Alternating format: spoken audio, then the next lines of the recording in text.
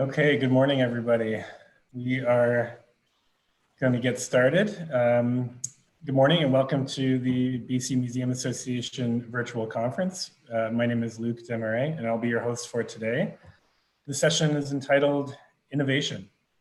Before we begin, I'd like to acknowledge that as an organization of provincial scope, the BCMA recognizes that its members, today's presenters and attendees, occupy the lands and territories of BC's Indigenous people. I'm speaking to you today from the Residential School History and Dialogue Centre, which is located at the University of British Columbia on the traditional, ancestral and unceded territory of the Musqueam people. It's important to take a moment to appreciate the meaning behind these words that we hear so often. Traditional recognizes the lands traditionally used or occupied by the Musqueam people or other First Nations in other parts of the country. Ancestral recognizes that the land is handed down from generation to generation. And unceded refers to this land that is not turned over to the Crown by a treaty or other agreement. We ask that all of you reflect on the places where you reside and work and to respect the diversity of cultures and experiences that form its richness. As I mentioned, my name is Luc. I'm your host for today. I'm the project manager at the UBC Residential School History and Dialogue Centre. My pronouns are he, him, and thanks for joining today. So just a little bit of housekeeping before we get started. We'll record this session, but we encourage everybody who is comfortable doing so to switch on their video for the duration of the event. Please use the chat feature to ask questions or make comments. The chat feature is at the bottom of your screen. It may be hidden, so if you hold your mouse either at the top or the bottom of your screen, the feature menu should emerge. When it's time to open the discussion, you'll have two options to engage. You can raise your hand in the chat and we'll call on you to unmute yourself and to ask your question. Otherwise, you can use the chat function to type your question and we'll read it out. Until then, we ask that everybody please stay muted to avoid any audio disruptions. In an effort to improve accessibility, there's a new live transcription feature available. If you click on the otter.ai live notes link at the top of your screen, this will open in a separate browser. As with many things this year, this is a new service we're testing out, so we appreciate any feedback on this as well. Without any further ado, I'd like to hand it over to Michael Schwartz, who will be facilitating this session. Over to you, Michael. Thanks, Luc. And thanks everybody for joining us. It's very exciting to see 90 people. It's a lot. I'm speaking with you today from Vancouver, from the ancestral and unceded territory of the Musqueam, Squamish, and Tsleil-Waututh. Very grateful to be in this space, and as we are on the cusp of Sukkot, the Jewish Harvest Festival, as well as Thanksgiving, I'm looking out the window and seeing the leaves changing, and this season of bounty is a real reminder of how lucky we are, how fortunate to be in this place that is land that is so giving, that has been tended so carefully with such love for millennia.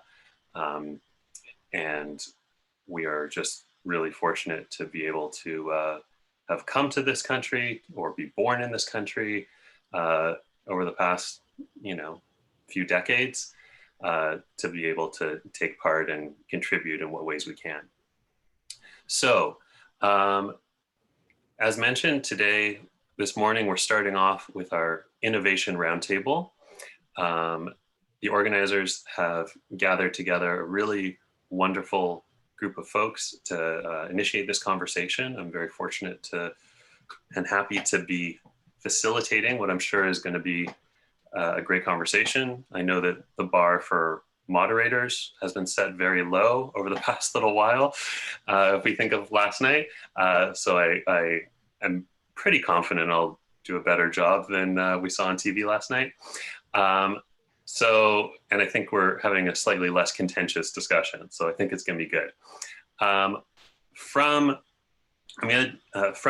the Exploration Place up in Prince George, we have the wonderful Tracy Calogheros. From the Kiwanis Performing Centre, Johanna Martens. And from the HR MacMillan Space Centre, Michael Unger. So these three have been doing amazing work for a long time and have adapted in really inspiring ways to the events of the past summer. So I'm looking forward to hearing what they have to say. So just to lay a kind of framework, innovation is a big word, is kind of a buzzword that can mean a lot of things. And the four of us had a really wonderful conversation last week and kind of tried to figure out how we define what this word means to us. And while there's a lot to take from the razzle dazzle of technology and the ways that our work and lives have really come to incorporate technology in new ways over the past few months, we will be talking about that, but we also want to address the notion of innovation as structural change, which is something that we see as necessary within our organizations, and something that we have made efforts to implement. So we'll make space for both of those conversations, and then we will open it up. And we really want to, focus on this being an idea of a roundtable of a discussion. And we, know that there's a lot of wisdom among the 93 participants here, and a lot of really thoughtful questions. So we hope that we can, leave space towards the end of the conversation to really bring everyone in and open up questions and discussion. So knowing that we have a lot to talk about, I will waste no further breath and we'll dive into it. So first to the panelists, I guess, can each of you speak to your experience over the past 6 months and just briefly give us an overview of the obstacles and the ways that, and the innovations, I guess, the ways that you have adapted to this crazy time we live in. What, if you could do it all over again, what would you do differently? Let's say that. So Tracy, why don't we send it to you first? Oh, sure. No small question, right? Good morning, everyone. I am Tracy Calogheros, and I'm the CEO up at the Exploration Place in Prince George. Many of you have been in our facility over the years and the different times that we've hosted conference, that is. So I guess the best bet, those of you who know me will be shocked. I have actual notes, like I wrote things down to present today, and now we've moved off in a different direction. So notes are clearly pointless for me. We closed physically on March 13th. It was a Friday the 13th, to bar none, right? We will remember this one for a long time to come. And we were the first organization in Prince George to shut down. It was not an easy decision to make, as all of you faced with the same sorts of choices to make over the last 6 months, no doubt found. I've described it as trying to read the tea leaves. When we were pulling information from so many different sources through February and early March, there weren't clear directions for organizations like ours. And we were really left in a position where we had to make our own assessment of the science that was available and then determine what level of risk we were comfortable with. One of the things Exploration Place has always done is looked at its own work through the eyes of the community. And we've really been largely accepted as that community forum. So when you're moving into something as terrifying and unknown as a worldwide pandemic, that didn't negate the role that we played in our community. If anything, it increased its importance. And while the community may not necessarily realize that they're turning to our organizations as leaders in these sorts of strange times, it was very clear that the decisions that we made had an impact on our community. So we closed on the 13th. I definitely received pushback from a variety of other decision makers in the community. People felt that I was overreacting, that it likely would all be a no big deal and done in 2 weeks.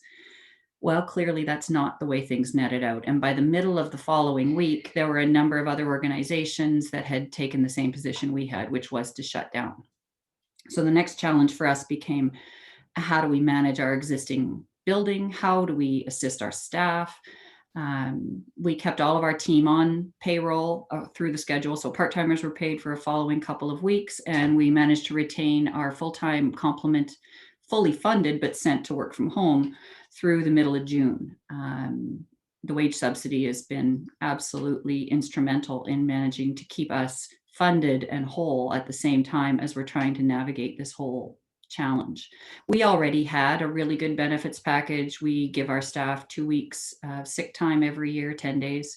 So those weren't the challenges that we had to deal with. It became mental health issues and who was in the building versus who wasn't. We have live animals, so they required care. So it was easy to see that the keeper needed to be in the building and the facilities manager. But what did that mean for public programs? Because while we shut down our physical role, we absolutely did not stop presenting a public-facing program online. We did that through our online Facebook Lives with our head keeper and our curator. We continued to offer our Tech Up programming, and our public programs person pivoted to online reach outs and online programs. We're still working our way through that, just like everyone else is. My tech skills are not great, and I was one of the few people in the building at the outset. So there were some very entertaining Facebook Lives to begin with when I was the cameraman. But ultimately, I think that vulnerability and that openness also drew the public in. So in that first couple of months, we actually had more online interactions and engagements, not just views, than we had typically in a year. And while that petered off over the course of the summer, it's starting to ramp up again now.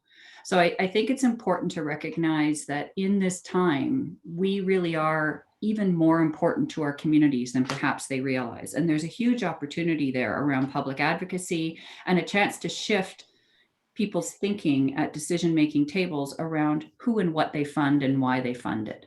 Core operating funding has been a hobby horse of mine for 20 years. And I know for many of my colleagues, it's the key challenge. We all get into museums because we want to do the work that is so important to us.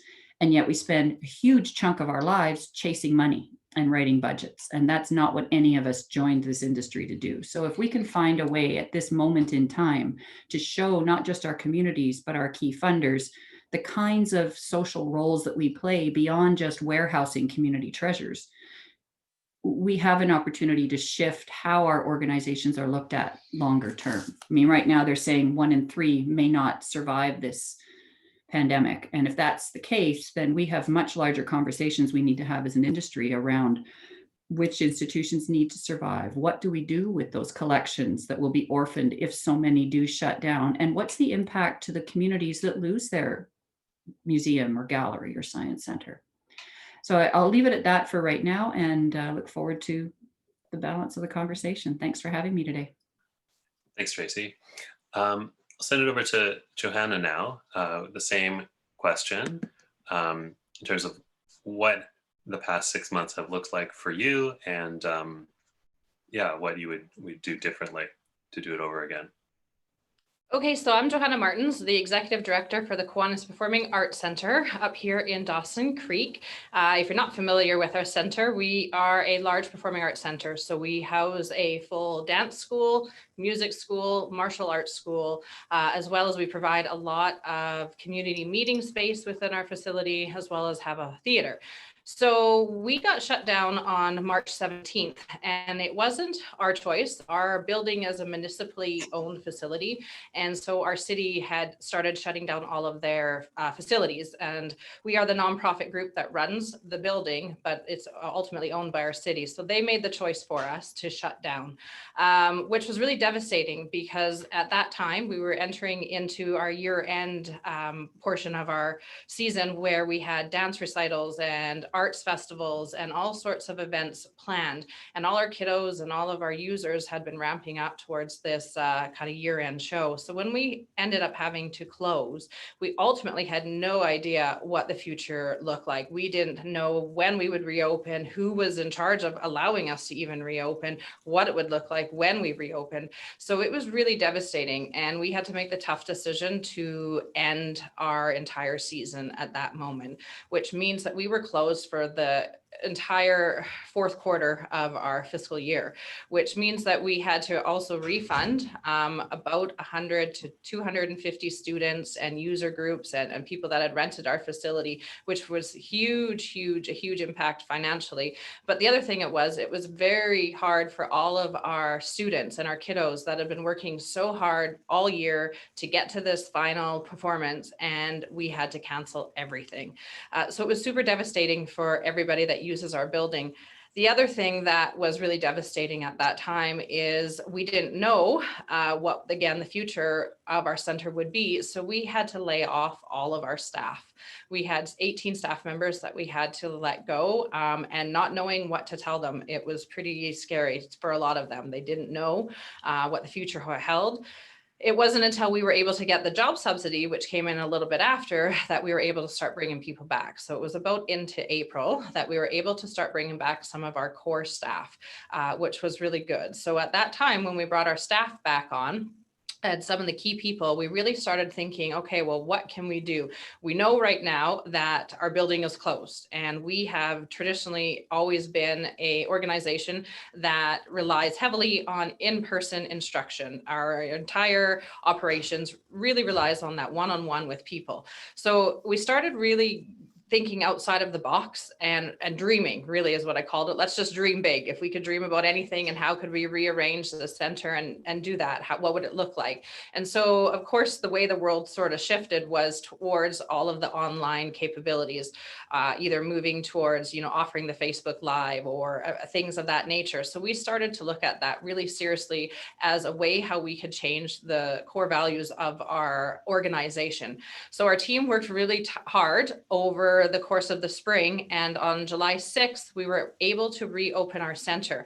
And between the time of April and July, we had put that work in so that when we reopened, we now had a complete online version of what we do in person online. So we opened up our registrations again throughout the summer for all of our programming, started looking at what that would look like. And then the fall came, September here, and we started up all of our programming. So we are now running full dance school, full music school, and our martial arts, but it looks a little bit different. Of course, we have to take note of all of the social distancing, but we have now incorporated an online streaming option for all of our students, which is something we've never had. So a student, whether they're feeling sick and don't want to come in, they're able now to let us know, and they can live stream their dance class. If they can't make it to a music lesson, then our teachers are all equipped in their studios with the ability then to host that lesson online. So that really changed a lot, and we'll see what happens throughout this year, because it's all very new for us. And so our thinking has been, then we will always have this online option, and it'll be an accompaniment to what we do in person. But if we ever get into a situation again where we can't have in-person activities happening, then we always have this online version. So in a sense, we've now transformed ourselves from being a very mortar and bricks kind of organization to more of a virtual, so that outside of this building, we can continue to still offer programming. And that is our goal. Regardless of what happens to our physical building, we will work hard at trying to do that. And part of the ability for us to do this has been the funding. I mean, I can't say enough about how much awesome funding there has been out there for us to help this process, because without the funding, these were plans that maybe I dreamt about in 5 years, 6 years of doing, never, imagining that we could fast forward this quickly and then find the funding. And as we're working our way through this whole process, the one big lesson for us is we started out with an idea of where we were going. And as we started working through the process, we really realized, oh, okay, we need to maybe change this, or that didn't quite work how it was. I've also noticed a lot about the skill set of our employees who we need working with us now. We kind of now need to start looking at people that have that innovation mindset to come in and work. Whereas before it was very much, okay, you can run a dance program, you can, come in and instruct classes. So the skill set of people we're looking for has shifted as well, which has also created some really awesome opportunities for people and their skills that we didn't even know they had. And they were kind of holding them in their back pocket. And all of a sudden they've come out out, and they've got all these really cool skills that we've all been benefiting from. So it's been a real big journey for us. I'm super proud of our team and everybody that we're working with on how they've really embraced it in such a way that it doesn't seem like we're fearful of the future. We're all very excited about what we can do now and where we can go. So we're looking forward to, I don't know, I guess the next 6 months, what that'll happen. Thanks, Johanna. It sounds like you've put in a lot of, implemented a lot of changes that will better prepare you for the next crisis, whatever it may be. Although I'm reminded of the aphorism that, the generals are always fighting the previous war. So I want to send it over to Michael, and I wonder if he's had a similar experience. I know that, Michael, you've done a lot of online programming. Do you feel that you're in a better position, or is there more changes to be done? That's a really great question, Michael. Do I feel that I'm in a better position? I think that's a good word to use because emotions do actually play a big part in this. So if we go back in time to March, when we're talking about when this all happened, we closed down our planetarium, and to this date, our planetarium is still not open. And for me personally, that's a big deal. I grew up in that room. And when I became the program coordinator 5 years, that room was the main place that I sort of like housed a lot of our programming. It was such a cool and wonderful, innovative place to create a space. So for the past year, I've not had that space to program with. And it's been hard, it's been challenging. It's also been like very humbling and scary. And I think like for all of us here in this panel, but also coming, a lot of your organizations, your identity is changing, and that's a bit scary. And, I just want to, be very open and humble about like, we're all kind of like going through this. And, right now on October 8th, 2020, I feel that as an organization, and I think a lot of our organizations are in the middle still of trying to find that new identity, because we will be changing now probably permanently, even over the course of the next year. And yeah, so we have done a lot of online programming. We have done sort of like a mixture hybrid of some in-person outdoor programming combined with that, that online programming. And then at the same time, I can talk about organizationally, we went to Workshare. Workshare really helped us as an organization to keep on our full-time staff. So if you're not familiar with the Workshare program with the government, it kind of helps struggling businesses pay for EI for like, say like 3 days of the week. So we work 2 days and then EI paid like the other 3 days. And that really helped us in like those tough times, so that the full-time staff are still on board. And then we plan for that so that when we hit Workshare, our 2 days a week that we were working, we were going live on one of those days, and then we were planning just to kind of keep going. Now we've kind of like ramped up to 3 days, so we're still kind of like keep going, but it's hard because we're not in that method of like where everyone's working 5 days a week and we're doing all of these things. And from a program level, for me as a program coordinator, it's been extremely challenging because all of the big dreams and hopes that I had for this year, and I'm in year 5 as a program coordinator, it's gone, and I'm starting from scratch.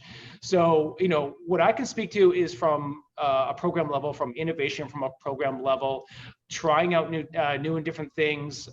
We've had some wins, we've had some spectacular fails, but we're still slogging through. And I would love to hear from anyone here participating and watching this panel about some of these wins and losses too. I think it's really wonderful to hear both sides of what people are doing. But I do want to share, because I don't want what I'm talking about to be all like doom and gloom, because there is some positives, but I have one story of innovation that I would love to share, because if anyone that doesn't know me, I have a few passions in life. I love Star Trek, and I also love baseball cards. And you're like, well, what the hell does baseball cards have to do with this? And in fact, I have a 10-year-old nephew that asked me that very question, because we went into a store to buy him some Pokemon cards. Like, oh, I love baseball cards. And he asked a very key question that I think all of our organizations should ask ourselves is, why? Why baseball cards? Why the Space Center? Why the exploration place? Why BCMA? It's a very key question that I think that even right now is a good one to ask. And from a programmatic level, we look at that and say, who are key audiences? Well, baseball cards, who are the key audiences? Well, there's a baseball card from like 1983, which is sort of like the heyday of when baseball cards were popular. That's when I really loved them. For me, I like the nostalgia of them. I look at them and it sends me back in time. You know, on the back of a baseball card is actually where I learned how to do math, you know, figuring out averages. And then in the 90s, give you a bit of history, they kind of peaked, and then late 90s, baseball cards just died because of the internet. Now baseball cards don't really have a purpose anymore. The other audience for baseball cards were collectors, so people that love like the rarity of them. You know, it's kind of like a Honus Wagner baseball card or a Wayne Gretzky baseball card. You know, it's worth millions of dollars, and they're kind of trading them. So ever since the 1990s, the baseball cards have been kind of dead. And then lo and behold, in 2020, baseball cards have had a resurgence. And this actually started to happen right before the pandemic. And then I think because of the pandemic, everyone's stuck inside, everyone's going into their closet, looking through their baseball cards again. They found some innovation. And here is what happened. I'm just going to share my screen here. This is called, can you see that? Yeah. So this was the 2020 project. And this is basically a fan-made baseball card. And so you go back to the original two audiences, which were people that like nostalgia and people that like the rarity of them. So this 2020 project, people would go into their collection and they would take old baseball cards and make new ones. So then it became a unique piece of art and a collectible one if you made sort of a cool design. And this is one of the more popular ones, this Dwight Gooden baseball card. And this particular thing, this piece of cardboard that somebody made, this particular one is worth thousands of dollars. And then all of a sudden it became this boom of like everyone's going back into their collections, creating brand new baseball cards. These aren't the companies. These are people that loved baseball cards now going back and innovating. And you know, I think this is a lesson that we can all think about with our audiences is, you know, you have core audiences that that you are the ones that have been engaging with for years. And maybe you have many different audiences, but if you can go back and really ask some key questions about why your organization exists, why your organization is important to those key audiences, and serve them. And sometimes it's just, when we're talking about innovation, sometimes we're just doing simple things. And I think that's a lesson that I've learned sometimes. You know, when we're thinking about innovation, we're thinking about some crazy new and wild idea, but sometimes it's just going online and having a conversation. That's kind of like what our organization was really good at. That's what the planetarium was. It was a round room, and we could go into the middle of that round room and have a conversation with people in there. And at the core, that's what our organization was about. That's why we exist. And that's kind of where I start when I start thinking about innovation. That's wonderful. Thank you, Michael. I love that for two reasons. One is, you know, a real key thing about this time that we have, you know, of innovation is being able to use what you've got, right? That like this idea of remix culture that folks are doing in the baseball community makes a lot of sense in terms of us who have archives. We have all kinds of old photos that people could remix, and making it participatory like that, that it's not for us, the programmers, to do the everything. We just give people stuff, you know, lay infrastructure for them to do that. The other piece that I find really interesting about what you brought up is this notion of drawing inspiration from really unexpected sources, not just looking to other museums or other, you know, educators about taking ideas. So I wonder if Johanna and Tracy, if either of you have examples of maybe unconventional places that you've sought inspiration. Well, I guess for me, finding the inspiration is I'm pretty lucky that our building itself is aesthetically a beautiful building. And by nature, I'm a dreamer. So it's not hard for me to walk out into our lobby area and start dreaming and imagining what we could and things could be happening here. But I think, you know, there was a lot of webinars and a lot of meetings of different groups and people right at the beginning, it seemed like, of COVID, and everyone kind of switched right away into all these Zoom meetings. And I really found that in that period of time when we were all bombarded with Zoom meetings, that there was some really good meetings that I was attending more than I hadn't been attending before because they were in person. And so just by now attending these meetings, because we all of a sudden got super comfortable with the whole Zoom world really quickly, then it kind of led me to touch base with other groups that I hadn't necessarily been in touch with as much. And so some of that inspiration came out of, hey, now I'm actually talking to this group that I've always wanted to get out there and reach and communicate, but now it just seems easier in my living room that I can just Zoom them up and call them. So that was kind of cool. Tracy? Yeah, I don't think I've ever served on as many committees as I'm currently serving on. They're national and international and provincial in scope. And it's part of what's led me to assess sort of our role as an industry in public life. And I think the fact that not just myself, but others in our industry are getting tapped to serve on all of these various think tanks and advocacy committees. I think you're seeing that the public does view us, even though they may not realize it, as that safe community forum, that safe place to go and have these really difficult conversations. So, we're in this world of existential threat right now. I mean, we talked about it last year when it was climate change at the conference. Well, now you add systemic racism and public health and disinformation and the politicization of everything.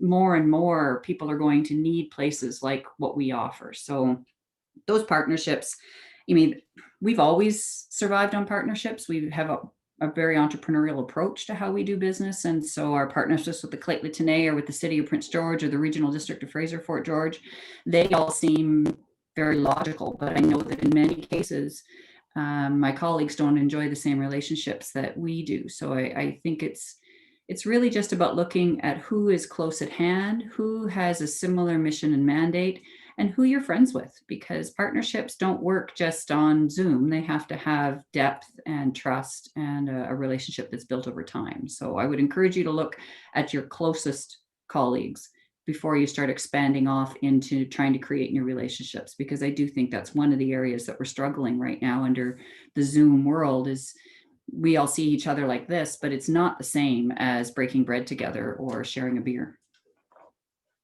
Yeah. And Tracy, you've had a lot of experience, a lot of success over a good long while now, fostering a strong relationship with the Lheidli T'enneh. And those of us who... polite way of calling me old, Michael. Not at all. Those of us who visited Prince George were really, able to, last year at the conference, were able to really see how deep that relationship is and genuine. And I wonder if you have some wisdom from that experience that you can, advise us on how we can build similar relationships.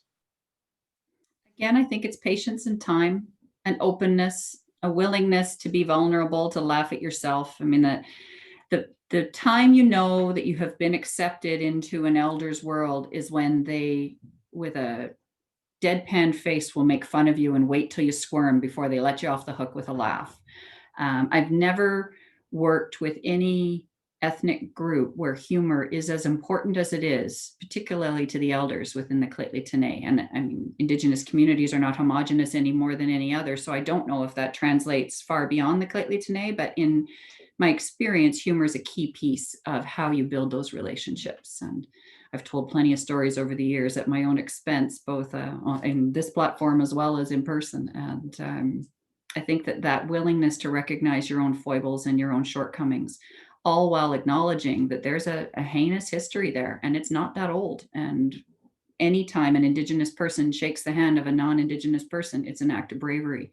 And I think the responsibility is on the non-Indigenous organization or individual to not just deliver on what they've promised, but to over-deliver and to do it in a way that breeds that trust, because it's tough enough to build a trusting relationship. It's really tough to rebuild one that's been shattered. And that's the situation we're facing, particularly in BC with Indigenous people, in my view.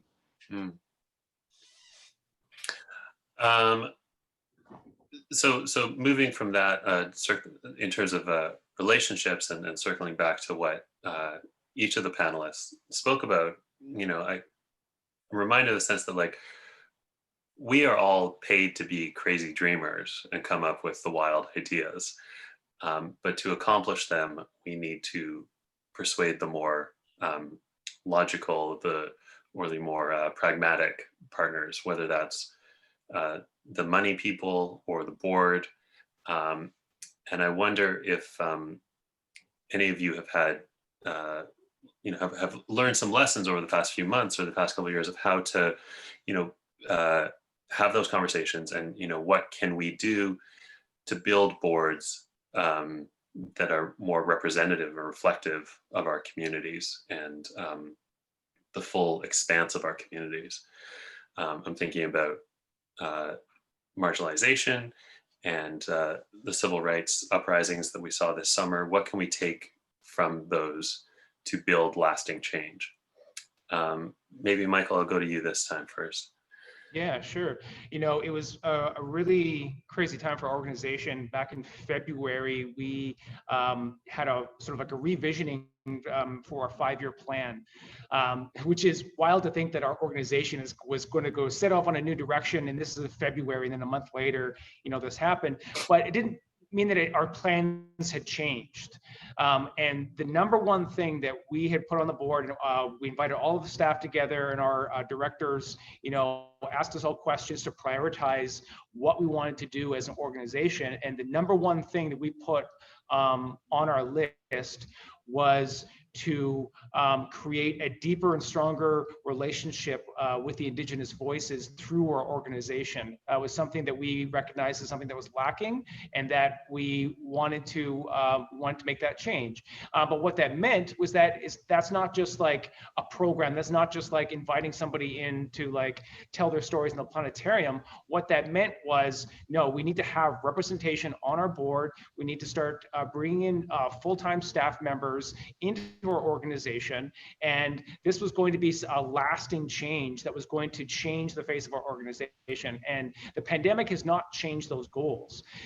It has just kind of like slowed the progress of what we can do as an organization. But the heart and the core of our mission is still the same. And I think even more, we have to stick to our beliefs, in that if we really believe that this is what we want to do, the pandemic is not going to stop what it is that we want to do. And by being open and vulnerable with that statement, what we hope is that the audiences will hear that, and they'll see that appreciation, and the Indigenous community will also see that and want to work with us. And also, funding sources will also hopefully see that as well, that we are being a genuine organization, that we're not doing this as reactionary. This is something that is core to our values, and that is kind of like a process that is like still ongoing. But even in my personal life, I still feel that as well. Like there's been a lot of turmoil and change going on in the world, and I've actually felt myself like changing and being like, you know what, I'm going to start being more vocal, because I'm far too quiet as a white male on this planet. And personally, I've made a statement for myself, like, you know what, for the rest of my years on this planet, I am going to stand up and for things that aren't right on this planet. And that means that the energy that I put out into the world, I'm also going to put into my organization as well. That sounds wonderful. Thank you. And I like the point that you made that, like, the money follows the good ideas. I think we need to remember that there are a lot of funding sources. I'm thinking about the Vancouver Foundation here in Vancouver that will get behind this kind of work. And they want, a lot of people think of museums as being dusty old, forgotten places. And that if we can remind them how valuable we are and how we are we are a part of the change. We are bringing about the change we need to see in the world, that, the money will follow those good ideas. Johanna, do you have something to add on this point? Yeah, well, I mean, and one thing for me in our center, as much as I think our center is big and beautiful, it can really present the view of being very institutionalized. Our building was a old post office that was built, oh gosh, way back in I think the 40s, a big brick stone building, and they switched it over to our art center here about 10 years ago. But the exterior of our building really looks very institutionalized. And I was in a workshop one day and it dawned on me that, you know what, to draw people into our facility and to make people feel more comfortable, we also have to make our space more welcoming and more comfortable. So even on the interior of our space, we have nothing but a lot of white walls. There's not really art hanging in there, which is funny to me, seemed funny for an art center, and whether it's, the guy down the street making art or Indigenous art or heritage art, anything, we didn't have very much of that. So it's been my personal kind of goal and mission to kind of change that. And this building itself, because we're so intricate into our community, we're part of what makes the fabric and foundation of people and why they want to live here. We need to represent our people. So in our lobby, I got this bright idea that we have all these big white structural pillars. And I thought, wouldn't it be just amazing if all of these pillars were in some form refashioned to be storytelling poles and tell the story of all of the different maybe cultures that we have in our community, how they maybe arrived here, and kind of dreamed up of making this happen. So before COVID had happened, we actually received a grant to be able to start to do this. But what has changed throughout COVID is the nature of how we're going to do it. My big vision was to have artists in our lobby painting, telling their stories, interacting with the public as they're doing it. It kind of be this really fun narrative. I had wanted to launch this project over between Aboriginal Day and Multiculturalism Day because I thought it would be a really great way to have those conversations in our center, especially if we had artists that were working actively on painting these poles and telling the stories, that we could have these conversations. Of course, that all changed and we weren't able. So we've scaled it back a little bit. But that being said, I'm still working with a lot of our museums and our archives as well to try to bring, now if we can't physically paint the poles, but we can bring stuff and hang on it on our walls. So I'm trying to make our space really more inclusive and make it feel welcoming and representing everybody in our culture or our community that we have here. So it's kind of changed through COVID of what we can and can't do. But man, I've got so much real estate that I can't believe we haven't, the museum hasn't come to me and asked me to hang a bunch of stuff on the walls because sure I have a lot of room. So it will be nice. I've put it out there now. They're coming with stuff now that I've said that. So fabulous. I'm just noting that we are almost at a quarter to the hour. So I want to ensure that we have discussion amongst everybody. We've got over 100 people here. I'm sure you all have wonderful questions. So if you could jump onto the chat and note any questions you've got. And while those questions are gathering up, I see that Desiree has added some instructions. So while those questions are accumulating, I'll throw it to Tracy to just comment on this last theme. And what theme would you like me to comment on, Michael? What we've discussed in terms of lasting change. And building. The question was that we are the wild creative dreamers, but we have to work with the logical people, the boards, the money people, and how can we work to reconstruct our boards to be more representative of our communities and the people we serve, and maybe what are communication tactics for speaking to these people who maybe speak a different language. Well, no one's ever accused me of not speaking up. So I think the key piece around board development has to be tied up not just to trying to change the color of your board, but also to change the makeup of your board. We've always had a seat that's appointed by the Clét Lieutenant in all the years I've been there. So for at least 26 years, they've had a seat that they're able to appoint into. And sometimes band council does, and sometimes they don't. It just sort of depends on where they're at in their moment in any given council. I think it's important to empower your board to do that work. I've never had a board that has been involved in the organization longer than I've been working there. And so it's a weird dynamic between myself and my board. But in the last several years, my board chairs have decided that what they want to do is take more ownership over that board composition. And so they've developed public calls for membership. And I'm amazed at how effective that has been. It has totally changed the complexion of our board. It has vastly reduced the median age, and it's also changed its look. So I'm feeling pretty good about the approach we've taken. And really, it was tasking a board chair with this particular conversation and taking it out of the hands of the C-suite in my organization. Wonderful, thank you. So we have our first question from the floor, which is, what is the most innovative way that you've come up with for engaging your communities with digital programs, especially for the more remote communities? Well, I'll start. I don't think it's innovative, but it's the need was to be live. When we tried switching our programming to being videos on YouTube, they completely dropped off in terms of engagement. But when we were doing Facebook Lives, even reposting them afterwards, that made all the difference in the world. Doesn't hurt to throw an animal in it either.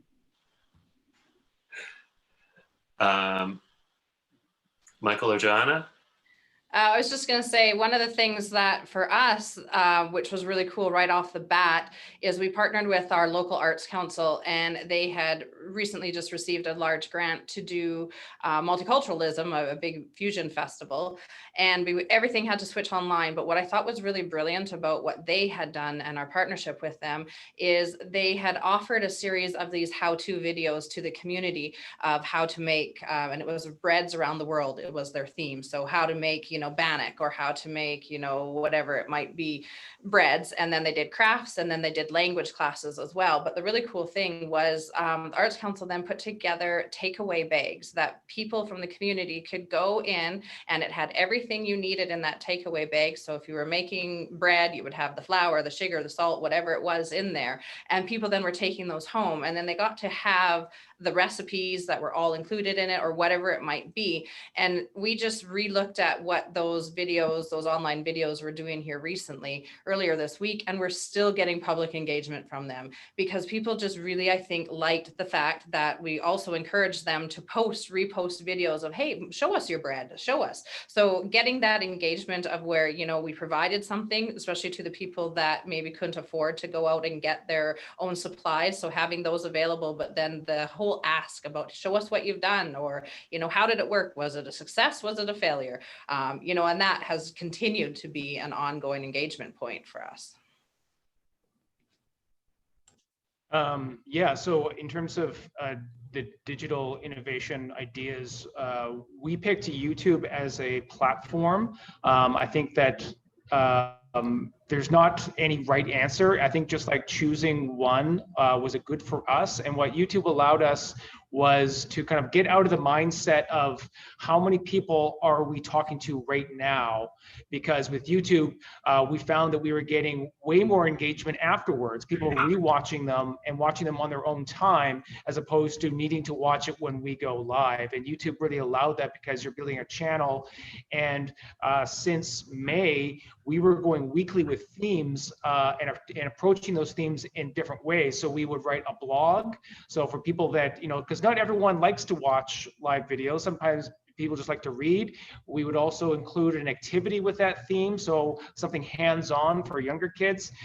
We would also go live so that we'd ask questions, but then that video would stay there, and you can watch it at any time. And throughout the course of the summer, every week we had a lot of consistency with that, and that even though like the live numbers did start to drop, the rewatch numbers didn't really drop. And that sort of started to change my mindset of I'm a person that thrives being on a stage with people, and there's always like that deflating feeling of like when you're on a stage and the only people in the audience are your parents. I've been there many times, and you're live and you look at the numbers and there's not many people watching, but then like a week later you look back like, oh, 100 people watched that. So it's sometimes you just have to be a little patient when you're building a digital platform, especially if you're doing it for the first time, which is, we've had a YouTube channel for many years, but this is the first year that we've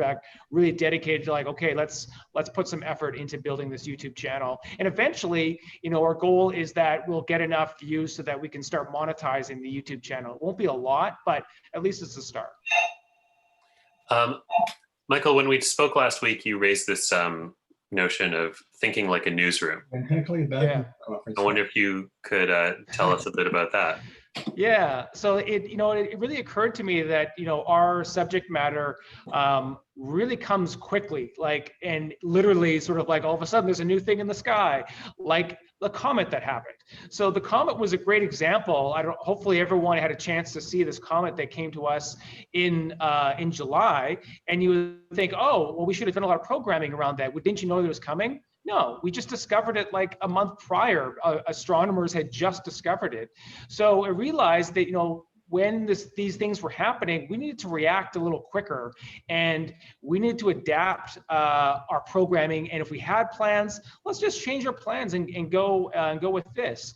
The big news story of the past month was finding phosphine in the atmosphere of Venus. Did we know that was coming before they announced it? No, they don't tell us. The press release comes out on Sunday, and then all of a sudden it's Tuesday, the first day of work, and we have already planned our week or themes, and we're like, no, we need to adapt because this is what people want to talk about. So just like a newsroom, we are sort of like scrambling, and we're going to adapt quick. So now our plans sort of have a little bit more of the flexibility, a little bit more vagueness when we're planning it a month out. And then as we get a little bit closer, we're kind of like, okay, now we're going to move in this direction. And then if something wild happens, we'll just go in that direction as well. And we have to be nimble and adaptive.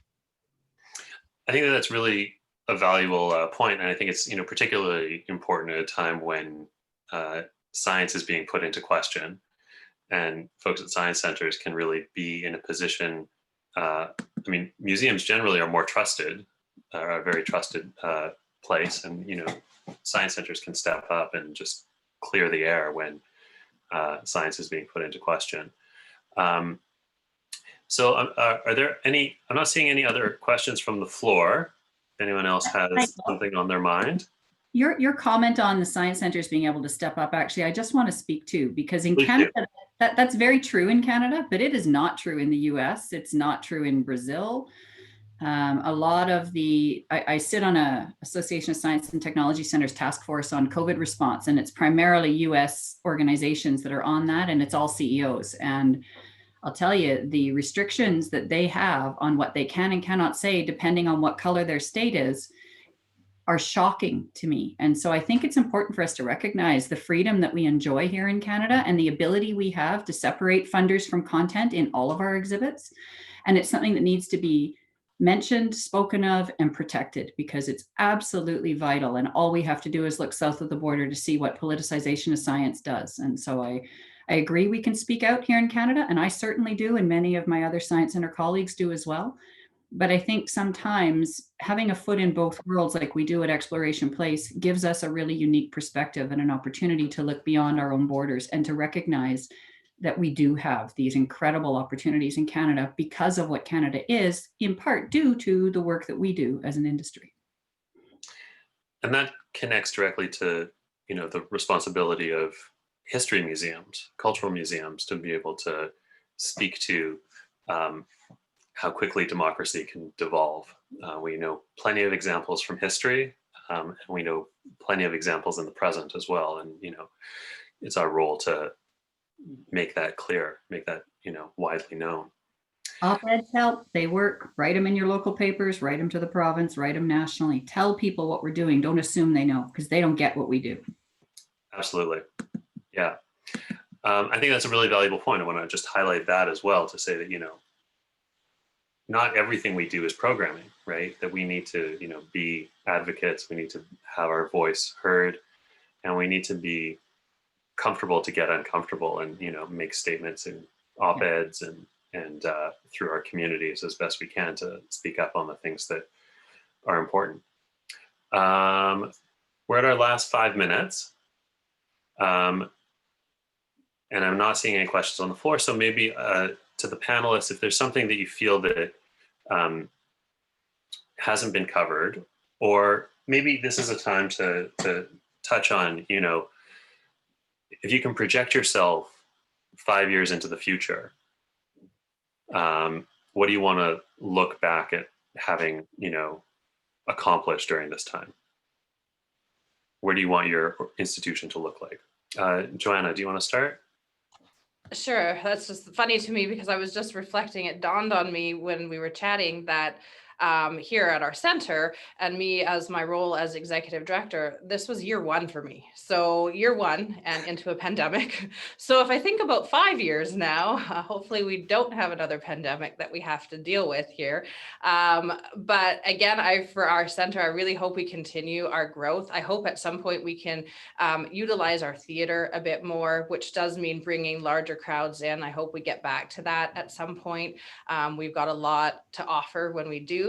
But if we don't, I feel really confident in the way that we have reinvented ourselves in a way. We've looked at what our community needs are, and we're trying to fill some of those gaps. And one of those needs that I've definitely seen is the fact that people are working from home more. So we've really changed some of our space that we can't use now into collaborative workspace, which was totally a need that came out of COVID. And even today, I've had 3 people call me already saying, hey, I need reliable internet because I got webinars. I got to be on conferences today. So I said, come on down.